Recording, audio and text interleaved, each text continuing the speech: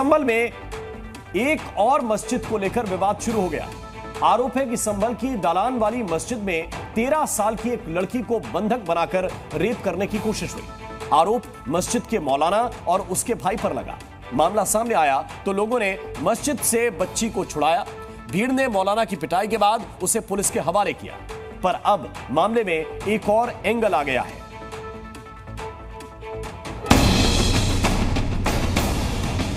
मौलाना और उसके भाई पर इसी मस्जिद में रेप की कोशिश का आरोप लगा।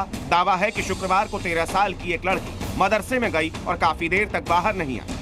पे आरोप है कि एक 13 साल की बच्ची के साथ गलत करने का प्रयास किया गया, जिसके बाद पुलिस आई। पुलिस ने इसमें 2 लोगों को गिरफ्तार किया है। ये जो पूरा मस्जिद के अंदर का इलाका है, यहीं पर पढ़ाई भी होती है, यहीं पे मदरसा है। ये ऊपर क्लासेस लिखे हुए हैं, क्लास 2, और इसके अलावा इसी तरीके से अलग अलग कमरे बनाए गए हैं।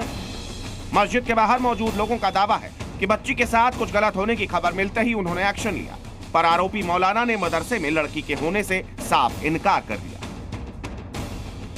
2:30-3 बजे करीब यहाँ ये मामला था कि एक बच्ची यहाँ पेरा सी दे रही थी, उसके साथ उसकी एक छोटी बहन थी, वो यहाँ थी, वो रोने लगी। तो किसी ने पूछा क्या बात है, कि हमारी बाजी अंदर गई थी, उसे काफ़ी टाइम हो गया, तो ये लोग क्या नाम है वो अभी तक आई नहीं है।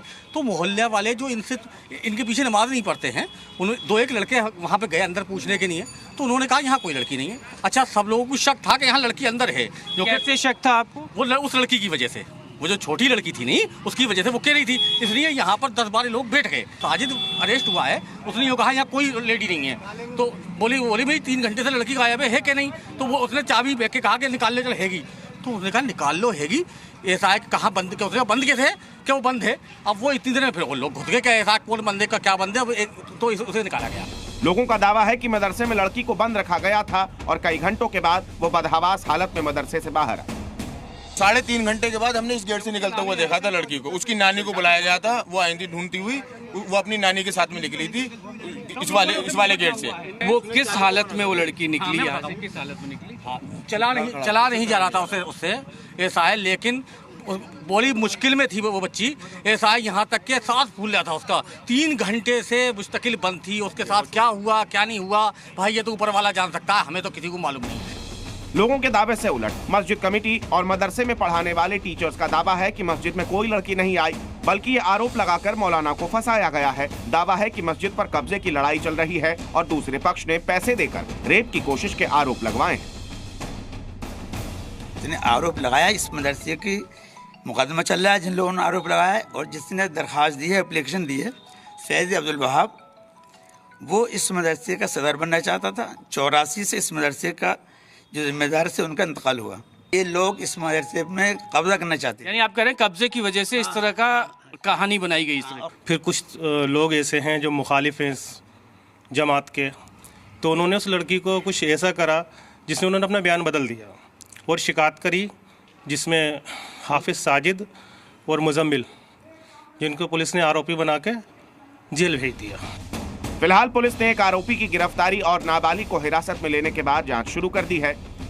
इन दोनों द्वारा उस बच्ची को मस्जिद में बंद किया गया था और उसके बाद में परिवार वालों ने उसको ढूंढने पर वो नहीं मिली, तो इधर उधर में जब रोष व्याप्त हुआ तो पुलिस ने जब उसको सर्च किया तो और गांव के गुन्नौर के लोगों के साथ में, तो वो मस्जिद से बच्ची रिकवर हुई।